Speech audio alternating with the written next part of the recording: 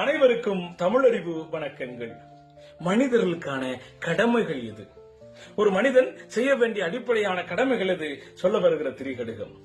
தன் வருமானத்தில் ஒரு கால் பகுதியை கொடையாக தர வேண்டும்.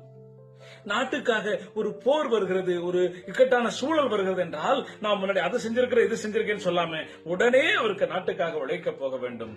பலவற்றையும் நாடி அவற்றில் சிறந்ததை கற்க வேண்டும். இது மூன்றும் ஒரு மனிதனுடைய கடமைகள். வருவாயுள் கால் வழங்கி வாழ்தல், செருவாய்ப்ப செய்தவை நாடா சிறப்புடைமை எய்தல், பல நாடி நல்லவை கற்றல், ஒன்றும் நலமாட்சி நல்வோர்கோன்.